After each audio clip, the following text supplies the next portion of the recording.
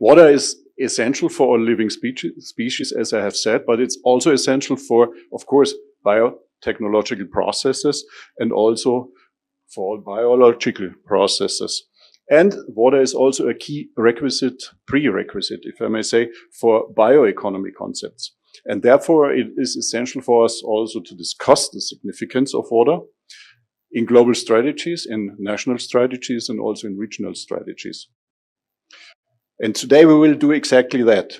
We will discuss various aspects of water and wastewater and water management, specifically in the bioeconomy field. The focus will be on 3 dimensions: bioeconomy in the rural, in the urban, and the industrial field. And in these 3 fields, a wide range of biotic and abiotic resources are available, and they can be and must be made use of in bioeconomy approaches. During the next 90 minutes or so, we will discuss about this and how we can make best use of those resources. And to get started, we have 2 excellent presentations here that set the scene from different perspectives for the significance of water in bioeconomy strategies, from applied research to industrial applications from different countries and in different fields. She is very experienced in many different aspects of not only water, but environment and climate protection. And currently she is also head at the innovation platform Water Energy Food Nexus at the Stellenbosch University in South Africa, and also managing director of the Water Systems Alliance in Germany. So let us all welcome Ursula for her presentation. Thank you, Marcus. Yeah, good afternoon. I'm very glad to be here and bring you some information and especially some success stories of bioeconomy. And these success stories are specific related to water. Next slide, please.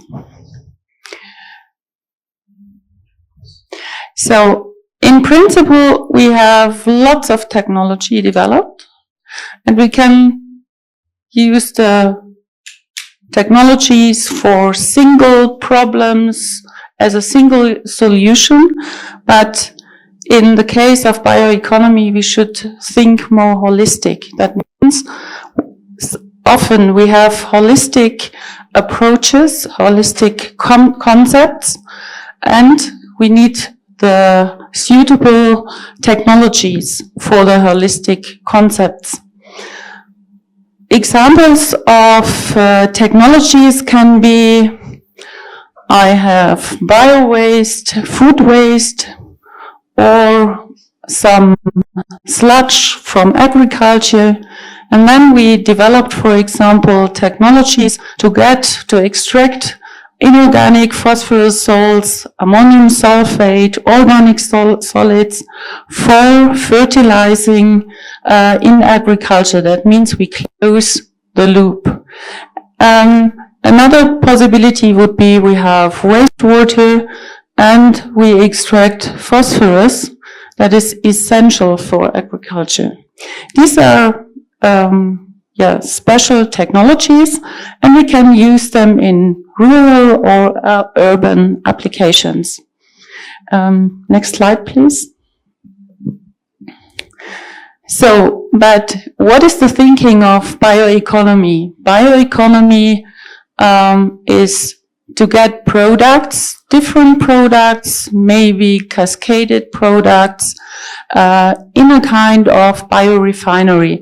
This day we heard a lot of possible substrates or wastes we can use.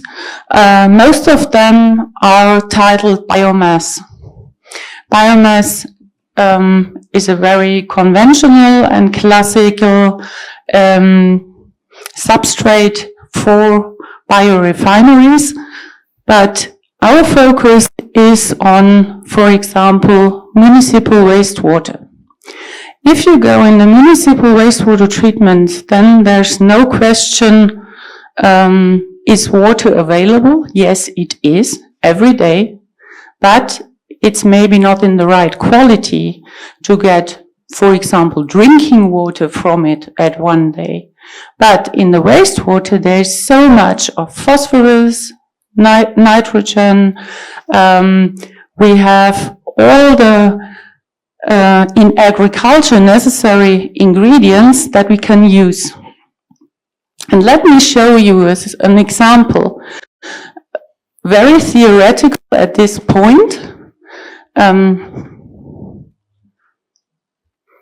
Wastewater treatment plant, if we focus, for example, on the sludge of the wastewater.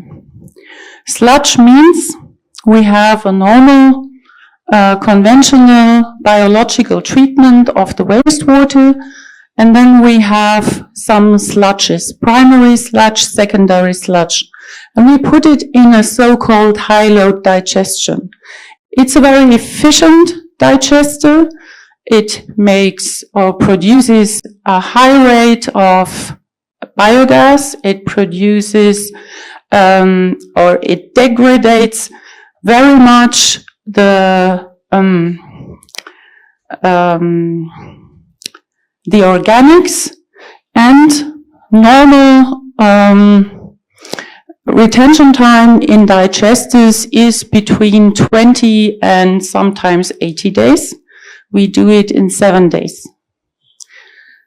And that means our high-load digester only needs a third of the space on a wastewater treatment plant, for example. So if we put the sludge in the high-load digester, we get the biogas, for example, we get a sludge, water of the sludge, and we can separate the sludge water from the residues. And the next step, we have another processing step, and then we have a variety of products. Our biogas can be used in a, for example, combined heat and power plant. We can split or separate the CO2 from the biogas. Then we have, for example, the possibility to do electrosynthesis and to produce C1 products, that means formate or methanol. We could use microalgae. They like to have CO2 as the C source. They don't need sugar, for example. They get the NMP from the sludge water, and you can produce by using microalgae plant strengtheners and soil improvers for agriculture. The third part is the total nutrient recovery of NNP. Then you get purified NNP fertilizers, and at the end, and this is the main task of a wastewater treatment plant, you also get purified wastewater. So, and then you have at a third substrate the digestion residues, and you can go into heat if you burn it, or also in soil improvers. This is an urban application, and this seems to be very theoretical, but on the next slide you can see how we realized this type of biorefinery in a city with 25,000 inhabitants. Here we used the concept as I showed you in this real application. This is the digester we built, and this is the first step of biological treatment. Then it goes to the fermenter here in the digester, and we installed also all the different technologies I've showed before.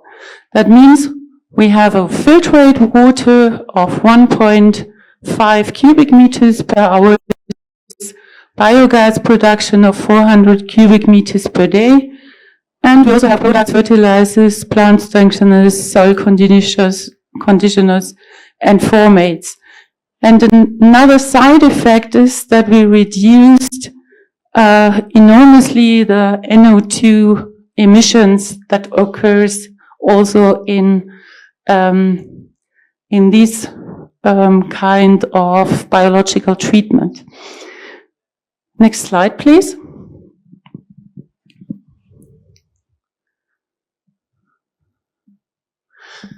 So another topic or example we thought about that in Germany we have not only enough water, but we also have in some regions a lack of water, a lack of rainwater, a lack of groundwater. And in this case, years ago, the wastewater treatment plants there used the treated wastewater for watering their agricultural space. Now it's forbidden, and we thought about what can we do, how can we help. We combined a anaerobic pre-treatment of municipal wastewater with a hydroponic plant. That means it's not on soil, it's only in water. Here you can see the pilot plant, and we were very modern in automation. That means we controlled the pilot plant via artificial neural networks. So the benefits were we had a purification of wastewater and no harm for the soil, the agriculture used for soil. We can use nitrogen and the phosphorus because it's still in the water after the cleaning phase, and we have a reuse of the water. In this case, we had a optimal plant growth due to the optimized water and nutrient supply. And a very important part is what is the business model of the wastewater treatment plant? Because the former business model was cleaning the water and not producing fertilizers. And the business model was like this. One person founded a hydroponic startup, built the hydroponics, and the product distribution was managed by a supermarket chain. That means they thought, before they realized this example, they thought about their business model, and it worked. Next slide, please. Now it was a very technical, sophisticated plant, and we had discussions with the World Food Program, and they said, we have a refugee camp in Algeria, and we need some reuse of fertilizer. We need more water, more fertilizer, more food and feed.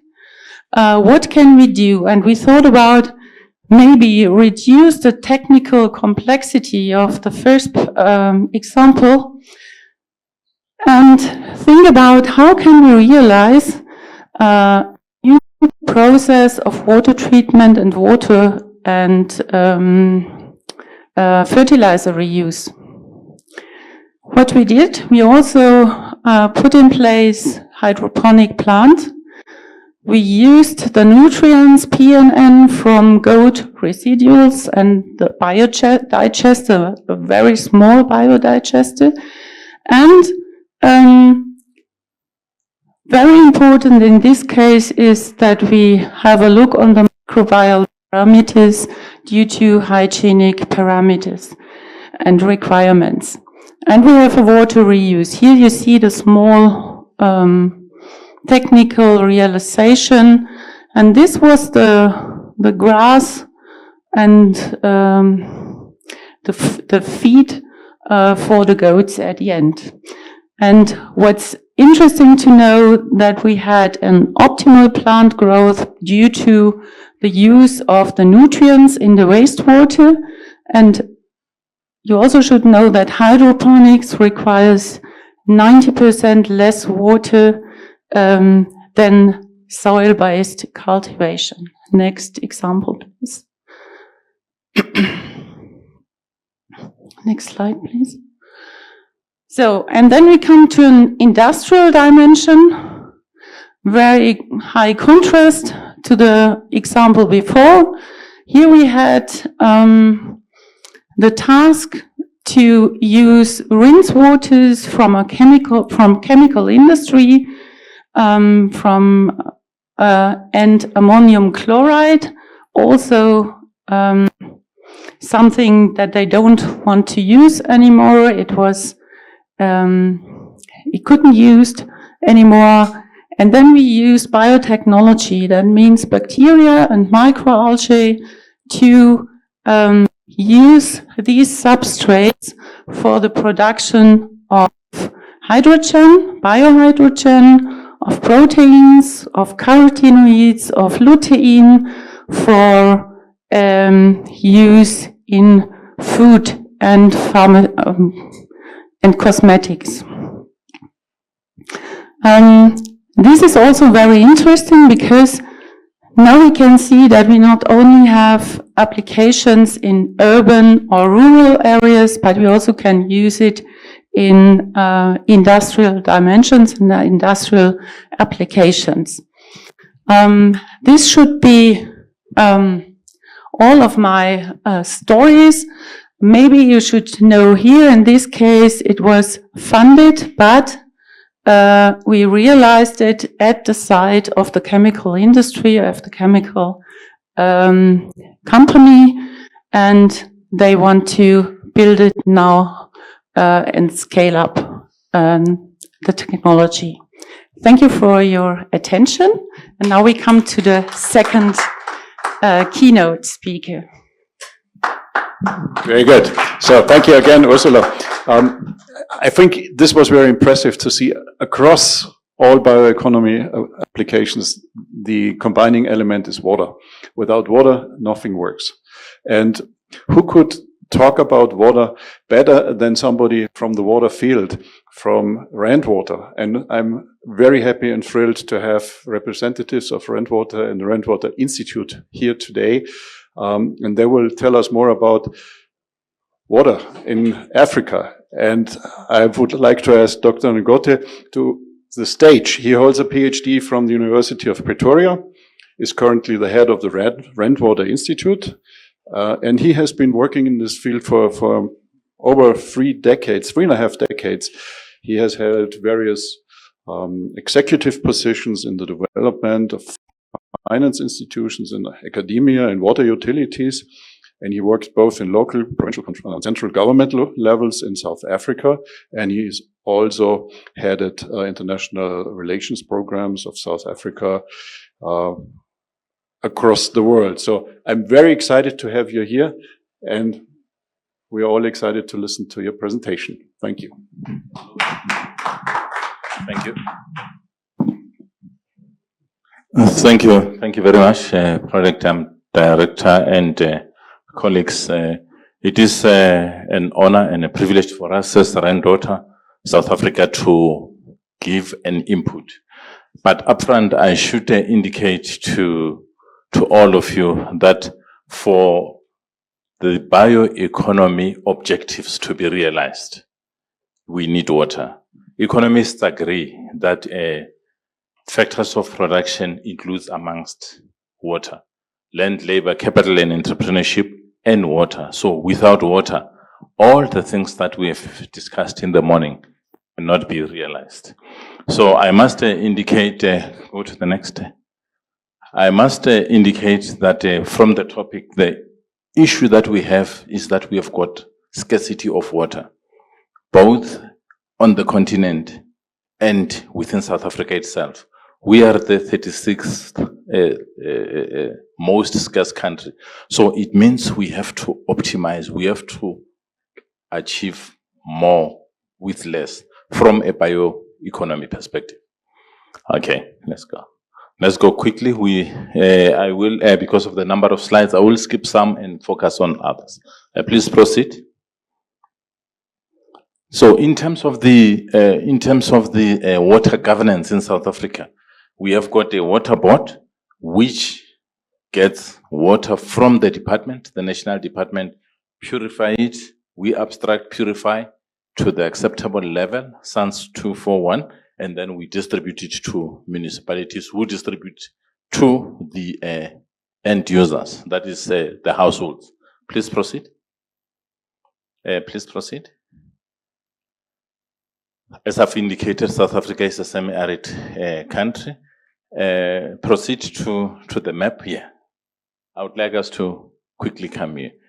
The main issue that we want to pictorially depict is that even countries where there is, or jurisdictions where there is water, the challenge that we have is that the infrastructure is not developed.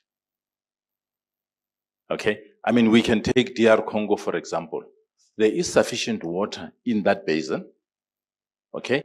But because of the level of development in that basin, we still are not able to, in a sustainable manner, cover the needs of each and every resident on the continent from a per capita point of view. So it has necessitated, amongst other things, that we have commissions to facilitate transboundary cooperation. For example, South Africa has a commission with Lesotho through which we import water from our neighbors, Lesotho. And on the continent, we have got, I think it's over 8 basin commissions or transboundary water arrangements. The Nile Basin Initiative, the one in Lesotho, Swaziland, I mean South Africa, Swaziland, and so on and so on. But the key is there is need, a great need, for water to be transported from one water management area to the other in order for us to reach or realize the objectives of a bioeconomy. Otherwise, it cannot be achieved. Proceed. Proceed.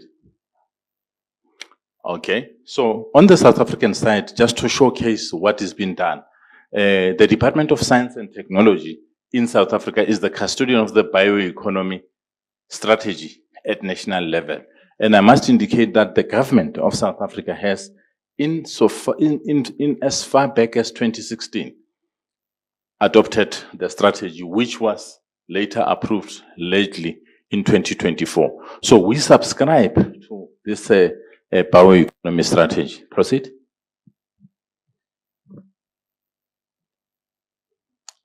Proceed. I want to go to the one.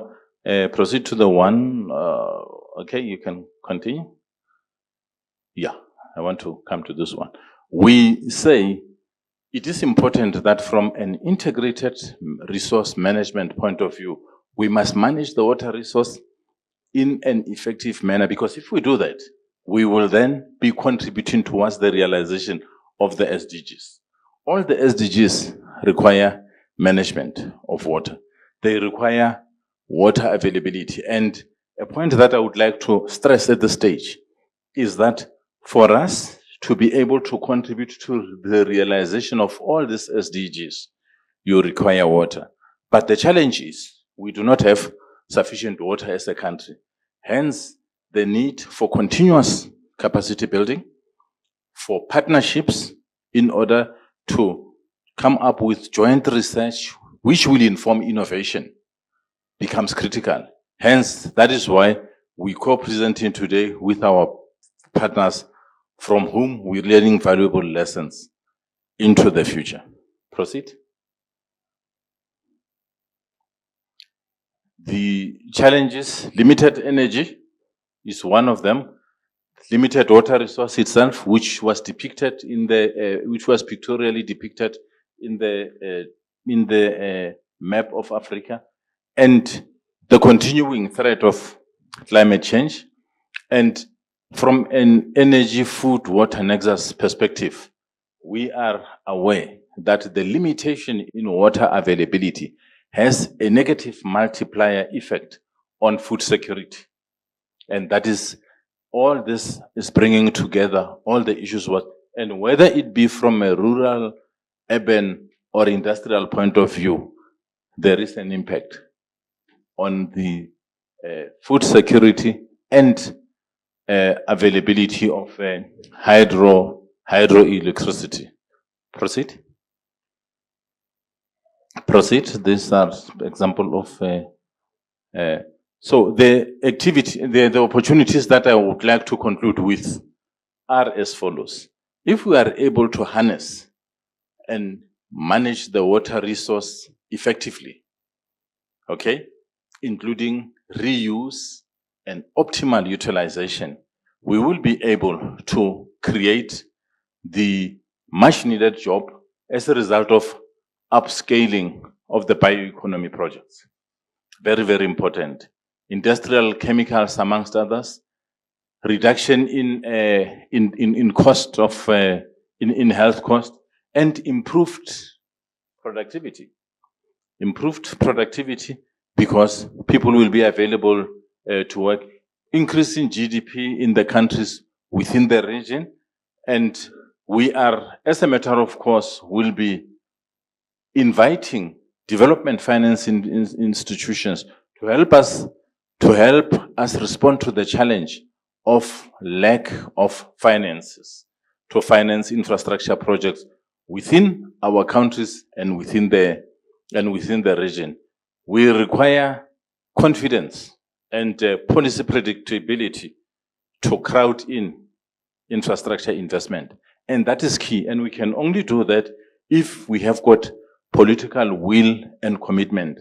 Like an example, in the South African side, 2018, the president established a presidential infrastructure fund and a presidential infrastructure coordinating committee, whose role is to crowd in investment into the infrastructure project. So we would like to make not only South Africa, but Africa as well as an attractive bioeconomy investment destination. Proceed. So that was, proceed again. So that dealt with the envisaged way forward. We would like to attract more skill. We would like to have more partnerships, to encourage more partnerships in research, development, and innovation in infrastructure management. We would also like to ensure that our continent becomes infrastructure investment friendly in order for us to address the challenge of water scarcity, which water scarcity is indispensable for bioeconomy realization. Thank you.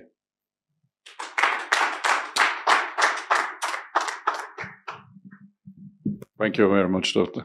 Gauthier, for this very enlightening presentation. And again, we see water is at the essence and in the center. And we have before heard from Dr. Schließmann some technological solutions that can be applied in various fields. Now, our task is really to bring this together. And I would like to motivate you to start thinking with us together in this group how we can address those challenges across these dimensions, rural, urban, and industrial, from different perspectives. We have one aspect, challenges. We heard some of the challenges in both presentations.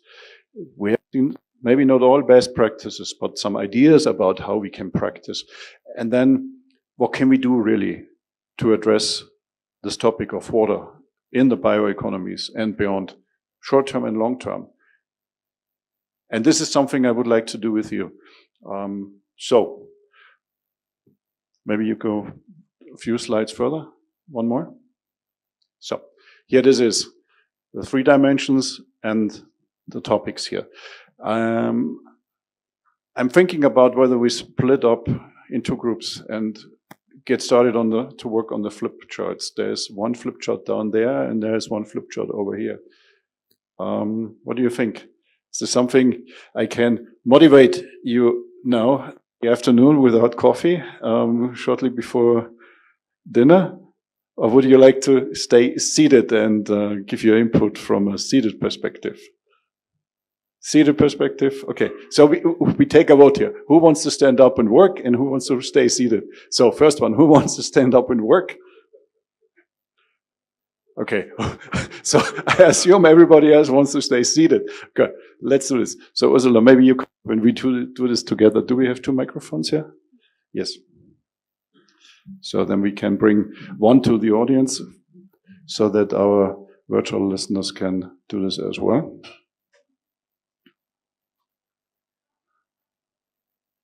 I think that's good. Oh, this would be great, Kato. Thank you.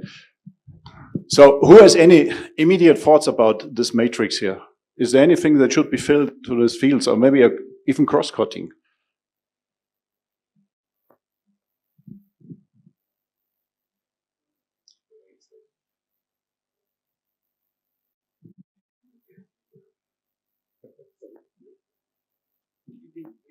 Yes.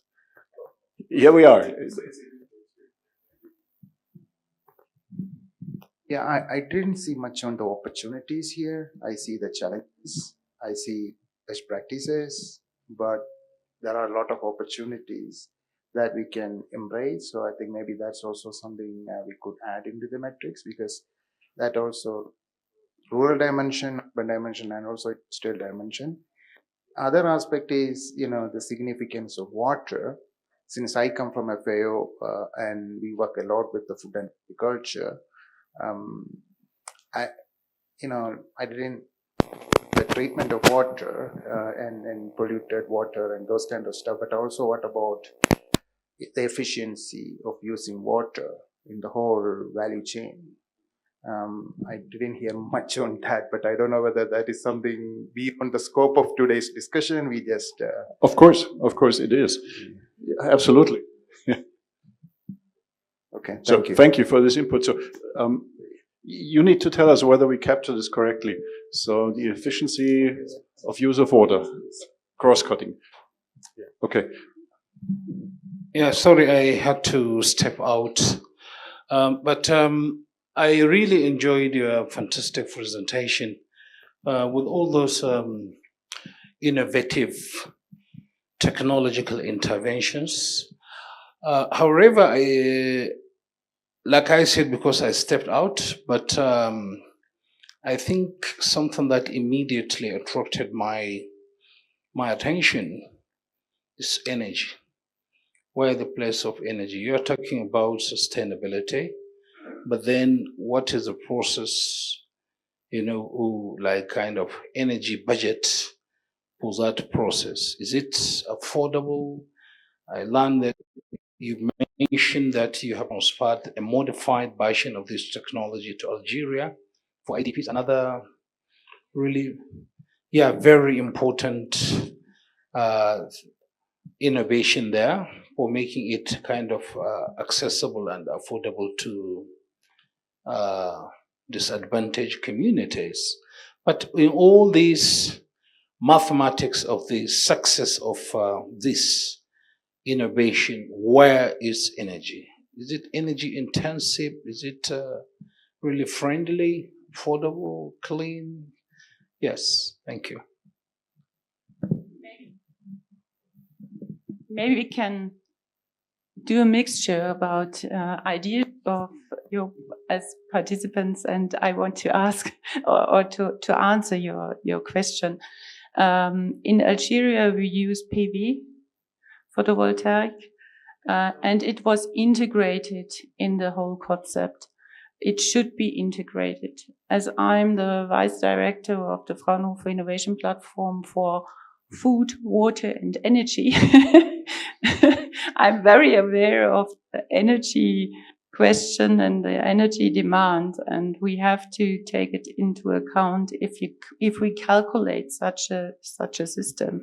It should be affordable and it should be the right one in the right country or the right situation. Maybe I would like to add something with respect to potential applicability of the whole concept and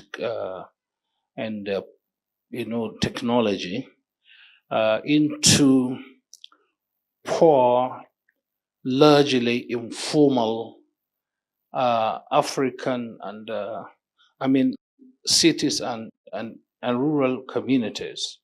Now, with respect to bioeconomy, you find that in many African cities or towns or villages, you find some of them have these water ponds or points where rainwater is harvested. And sometimes you find kind of multi-functionality of those kind of water resources, whereby some local people fish them and some harvest some foods like water lilies. So, but at the same time, if you look at it as scientists, some of these waters are actually contaminated and so not really fit for human consumption. So where do you think this technology will be applicable in such circumstances?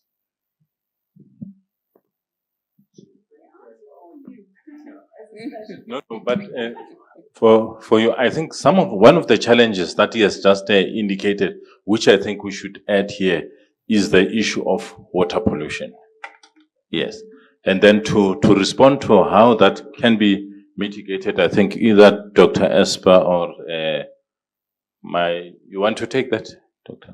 No, I can Yes, just thanks. say something. Yeah, what I was going to say, I think Dr. Ngwache referred to the aspects of water clearly. But in the context of bioeconomy, if we look at the presentations since morning, most of them have been talking about the biorefineries. What we must understand is each and every process needs water, given that water is a universal solvent in all the processes.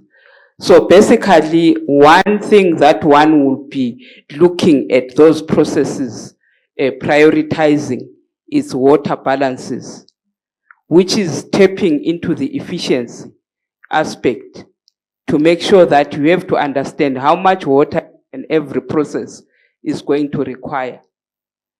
And also, I think the previous contributor here touched to the aspects of different social levels. We look at the rural communities, the peri-urban areas and the urban areas. The needs and challenges will not be the same from both a quantity aspect as well as quality requirements. So those are the things that we have to look at when it comes to water. Thank you.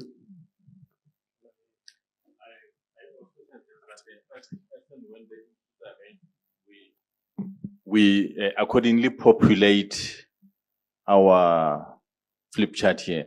One proposed short-term solution that Dr. Ngube has just mentioned is the water balancing, flowing from what my brother has indicated as a challenge under challenges.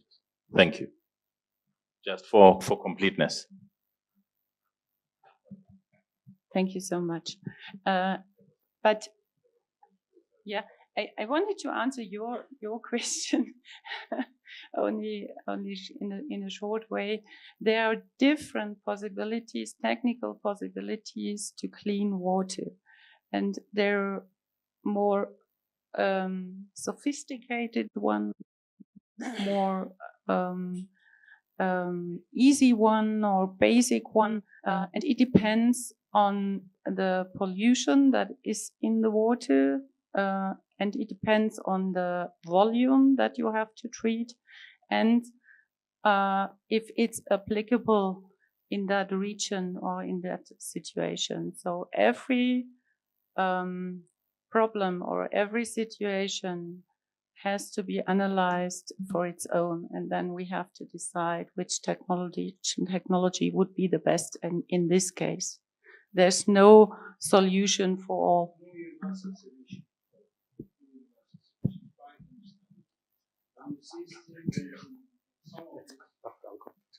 Some of these poor communities in the global south. At the moment, I think the Indians have helped many countries now to have their underground water accessible through the drilling machines. Now, the question is, most of the time, the emphasis is just giving people water, taking water from underground. But it is not always that the water from the subsurface is safe. In some cases, it is not. But then this situation is now quite rampant in many countries. Just the emphasis is on drilling, bringing out water, putting it on tap, and just people judge the quality, the safety of water by the color. That once it is clear, transparent, it means it is clean. But we know that in the laboratory, that is not correct. So I'm still wondering, perhaps in the future, if this kind of model that you develop, if it could be upgraded to reflect on resolving some of problems in areas with these critical challenges. Perhaps you can align these with, partnering with others to see that together, all stakeholders help in addressing the SDG on water.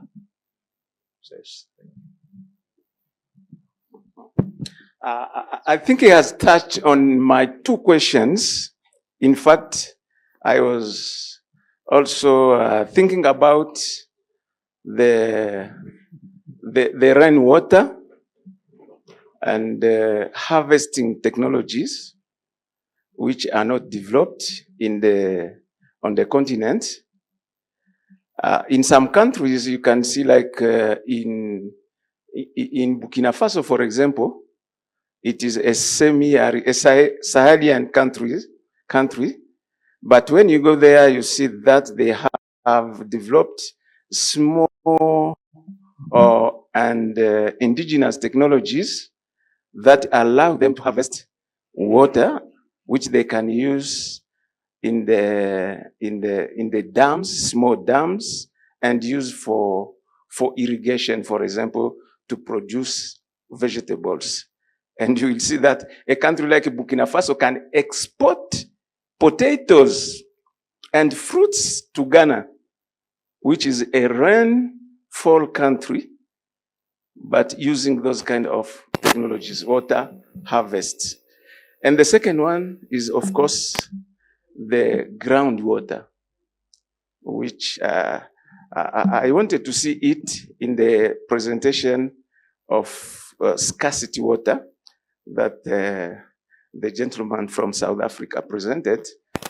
And we know that in Africa we have a lot of groundwater resource, but which is not tapped on until today to supply communities, to supply cities. So I wanted just to reinforce what he was saying. May I ask you directly on this comment? It's not tapped into because there is no technology, or there is no legal or regulatory framework to do this, or there is no interest to do this. So what's the reason? Yeah, I think it is more a policy issue. Mm-hmm. Yes, so they want to invest in the water, this like rivers, like I don't know, but they don't invest really in underground water like they do in minings. For example, it is a resource like mines, like minerals, but until today in Africa, we don't have countries that invest. So for me, it is a political issue than existing technologies. It is correct that groundwater is one of the important resources in the area of water provision. In South Africa, it is regulated and it is one of the sources of water that we have to get a license and or a permit to abstract that, but it is within the bouquet of all the water sources that we have. But I am aware that in most parts of the country, over and above it being a political issue, it is also because of lack of investment in technologies that undermines the use or the development of this important resource. But in South Africa, certainly, yes, it is. And we also use it to recharge the aquifers. So it is a very important source of water resource in our country. Thank you. Okay, thank you very much to all the contributors. I think it's important when we are discussing water in the context of bioeconomy to actually demarcate between the availability of water, say for application in agriculture, domestic utilization, and industrial utilization, and also then its utilization post-treatment. What you have presented is on how to, say, get those, what we have in the wastewater that could be beneficial for subsequent application, whether in agriculture, production of fertilizer, and so on. I think that is probably the bigger focus in the bioeconomy than the upstream applications. Now, in terms of the challenges I have seen when you come to reuse wastewater, I mean, from the context of my country in Nigeria is, number one, you see that you do not have the required technology sometimes. Say, for example, it's an industrial wastewater, which contains heavy metals, for example, or pharmaceutical pollutants. Then we lack the technology to remove micropollutants, for example. So in that perspective, it becomes difficult to utilize the wastewater for, say, production of food. Okay, but one key short-term solution I see is that what you did for the production of animal feed with the wastewater.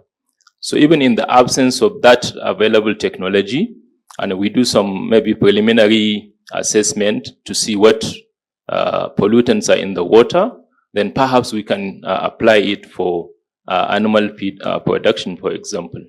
But then when it comes to food production, we also see lack of acceptance from the public.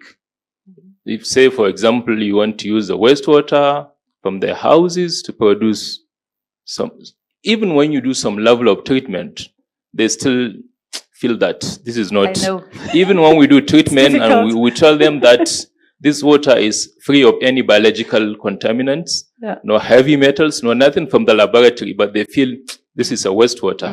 How can you produce? So that public attitude also is a challenge actually when you come to use it.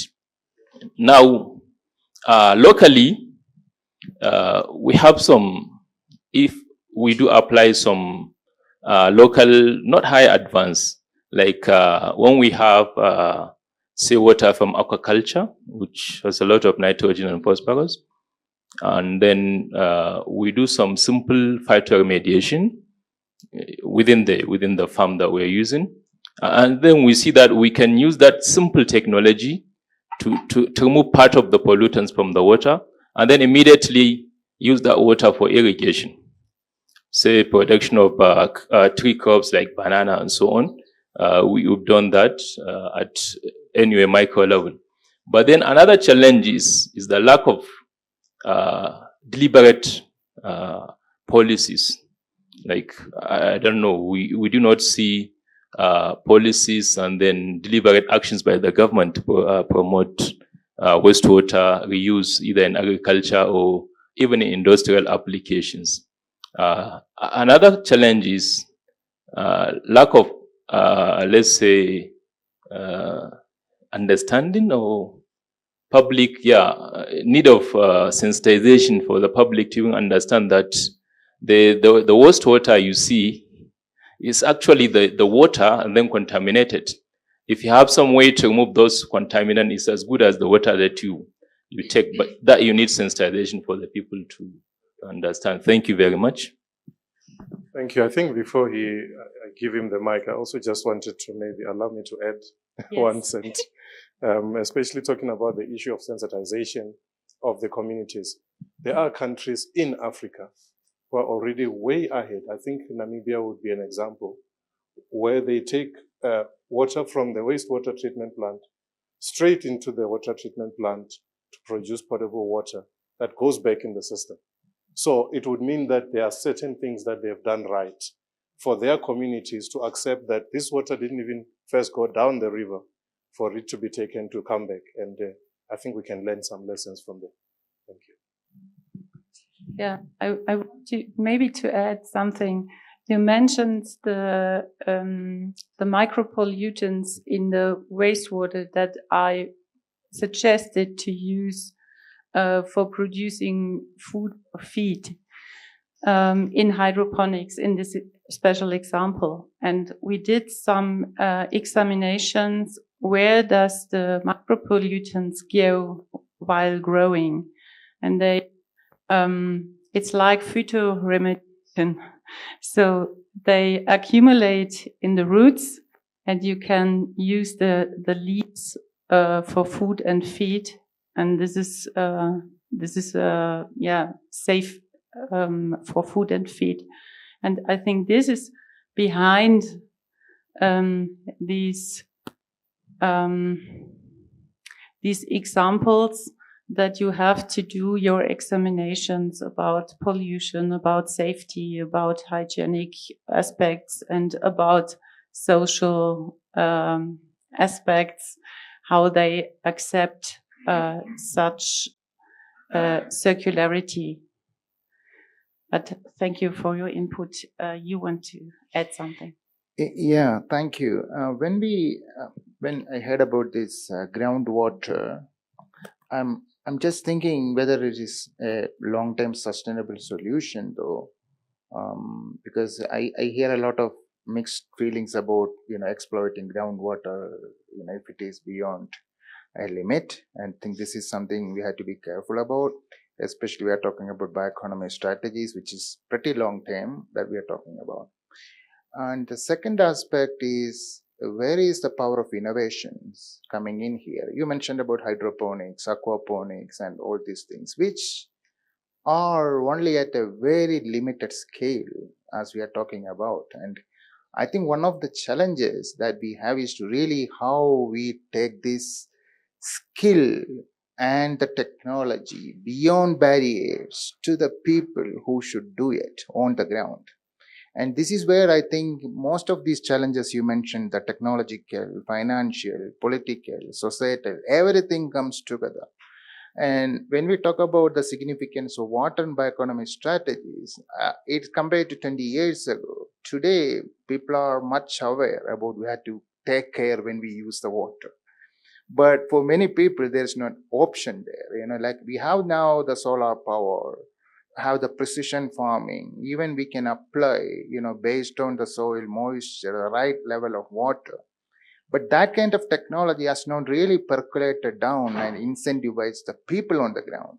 I think that is where I would really like people to come forward and see, look, we can work together and try to transfer these technologies beyond the barriers, using these innovations and using solar power, and try to really use whatever the limited resources we have in the best efficient manner, the most efficient manner. I think that is where I think the best practices you mentioned about, using these things, even though you mentioned about the industrial dimension, about the circularity, which I think is applicable for even rural or social dimension as well. But here, this is where I think is an opportunity for us to really work together with the research organizations, with the government departments, with the private sector, and also with the civil society. But that connection, I don't see quite naturally. I don't know whether the colleagues from the countries can give some good examples for that. But that is where the whole partnership should come in to really make sure that whatever we talk about the efficient use of water cuts across different stakeholders, cuts up across different sectors, and try to bring together with a kind of a more joint vision in terms of saving every drop of water and making it use to add value to the practices on the ground.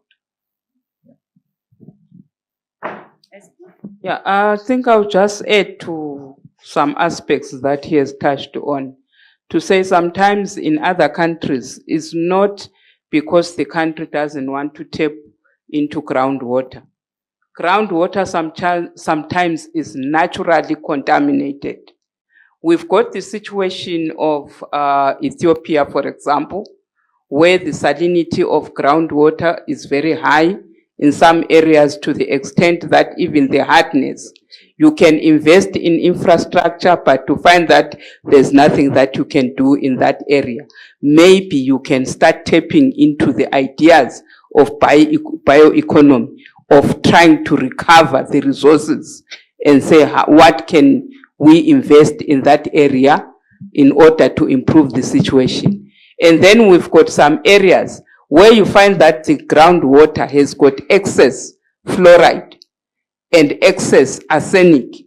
Those are the cases of countries like Bangladesh and Sri Lanka, where you have to also invest in technologies of saying, what can we do about this high fluoride from a bioeconomy perspective, and the arsenic being a heavy metal, where can it be used?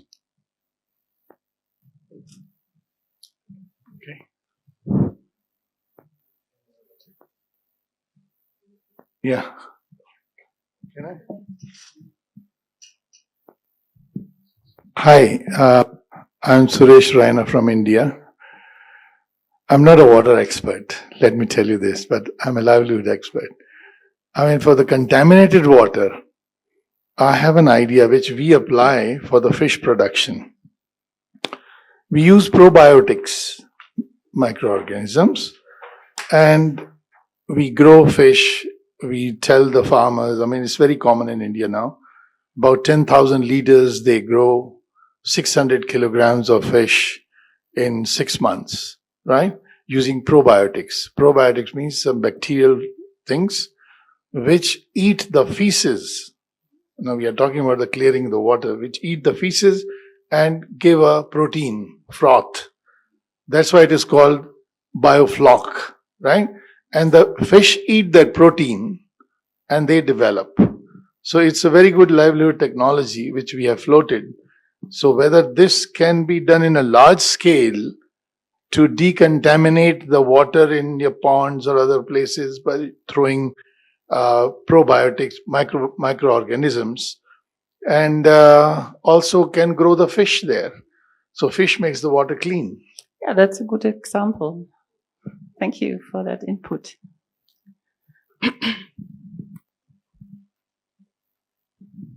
I would like to also indicate that this, what we are talking about from a from a bioeconomic point of view, also means that we will need to have bankable projects. And for projects to reach, what we are doing now is we are identifying projects to resolve our solution. But one of the challenges that faces us is not only bankability, but also the availability of funds or funding at a competitive rate.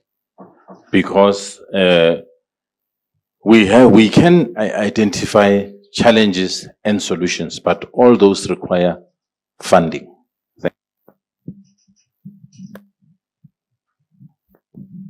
These probiotics are available in the private companies. Of course, it requires funds, but they're not very costly. So I think farmers can afford that. I mean, in my country, they're affording it, so they can afford here also. Yeah, so it can be tried. And the other thing which I wanted to ask, this hydroponic system which you are doing, right? So what we are planning, actually, one of my friends is doing that because he produces fishes all the time. He's also producing hydroponic plants and producing different kinds of vegetables. So he can combine, below the roots system, he is putting a mesh and then he's extending the tank a little bit.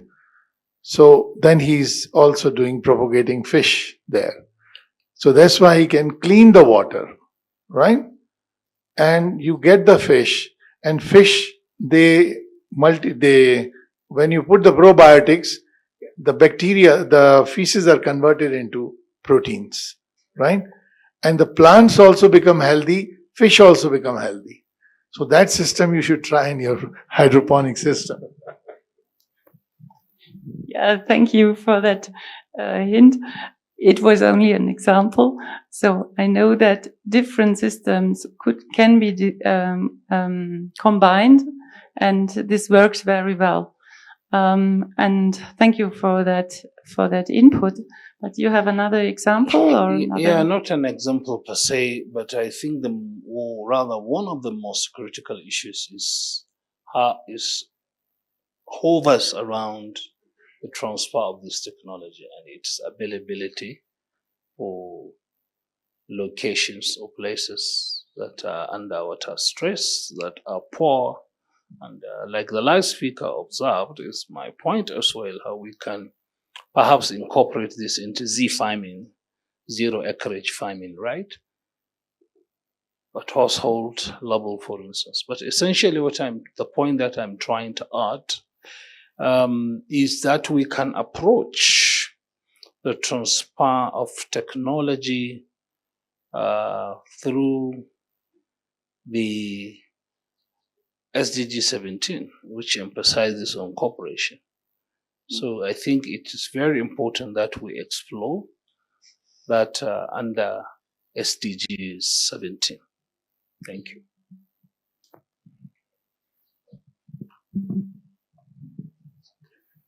So, any further comments and ideas to complete our chart here? Yes. If I can, of course, make one.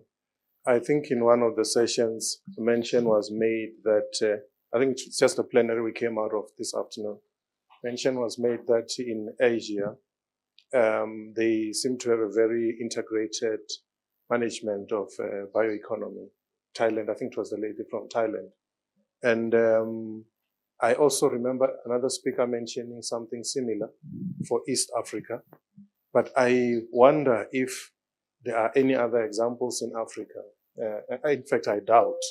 And the reason why I raise this is that water in its,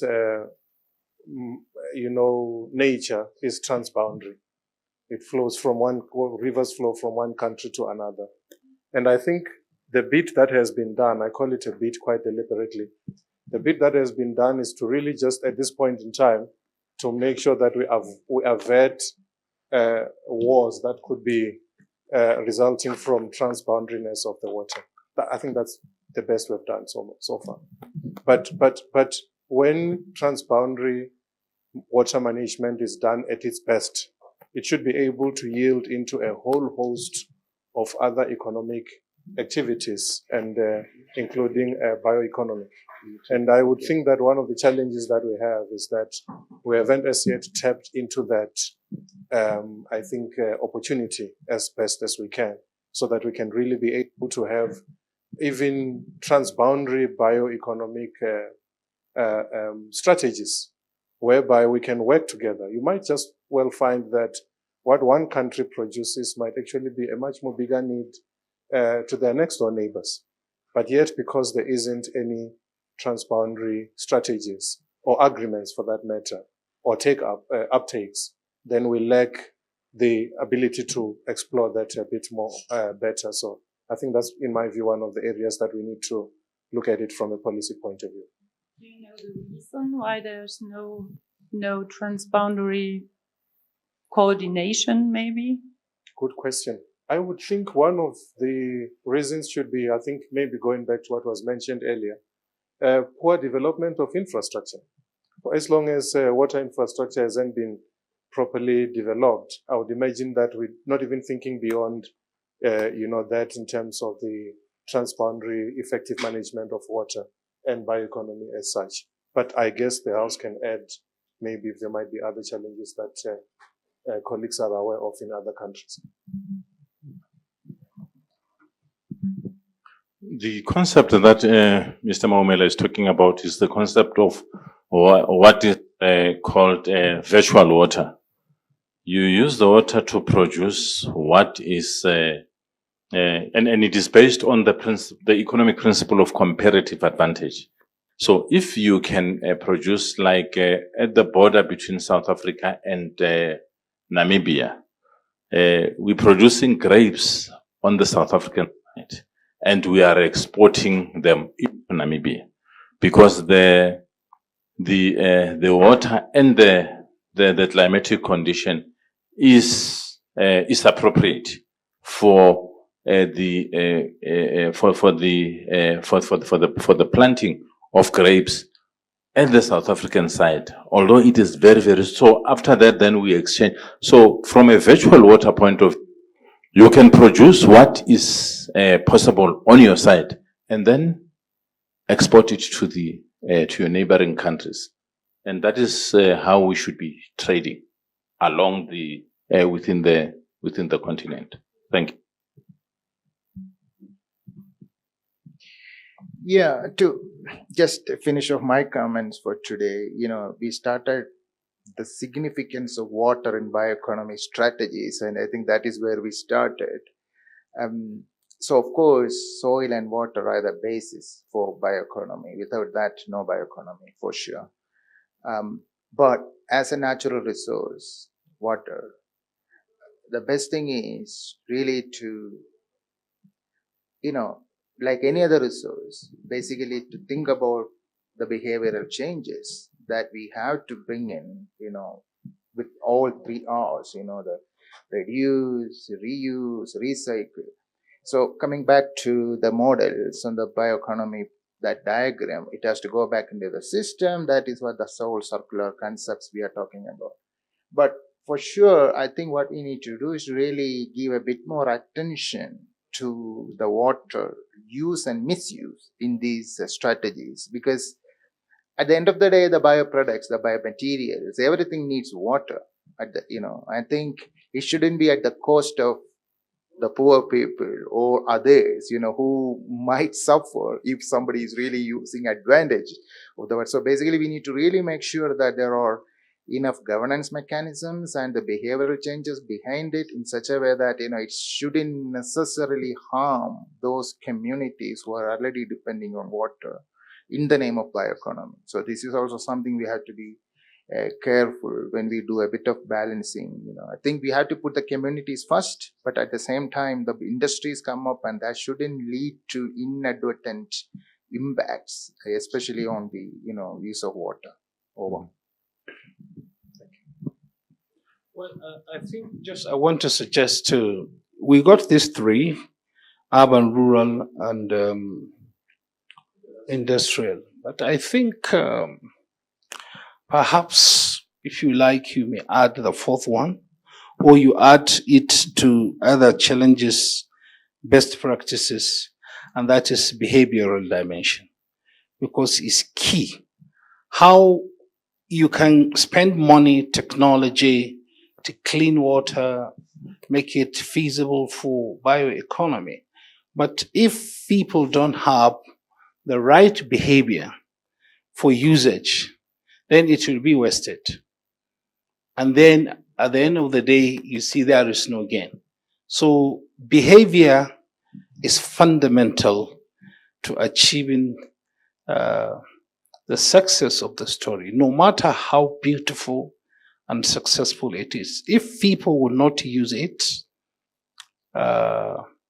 judicially, if people will not use it responsibly, I'm sure the technology wouldn't solve any problem. And added to that, of course, is equity. Who gets what? The governance of this technology. It may be provided in a certain community, and then it goes perhaps to the most powerful who take charge of it. So I think it's good that somewhere you find ways of really identifying with these key issues, behavior, and then equitable distribution. Thank you. Yeah, this is indeed a very important aspect that goes way beyond technological aspects. This is more a societal aspect that has to be looked into, and this is a critical one, I agree, combined with the aspect of how do we use resources, water in this case, but in generally. And when I look at, give an example from my environment in Germany, living in close to Stuttgart, it's a highly developed city. And still, people are not using the waste separation system. They're just still throwing the wrong waste into the wrong bin, which means that this waste cannot be treated accordingly. And this is Germany. So we have many challenges also in our country. As such, it is important not to look at the technological dimensions, assuming that whoever is responsible for putting money up to do something is doing responsibly in some sense. But the last point, the equitable distribution, and this goes far beyond. I guess we will not come to a conclusion of all those challenges and questions today. However, I would like to thank, first of all, two speakers for the presentations and the impulse, and of course, all of you for this excellent discussion.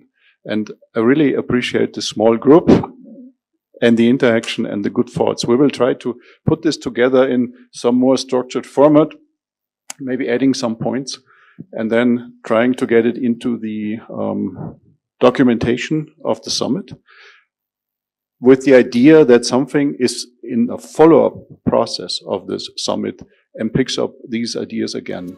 So again, thank you very much to all of you.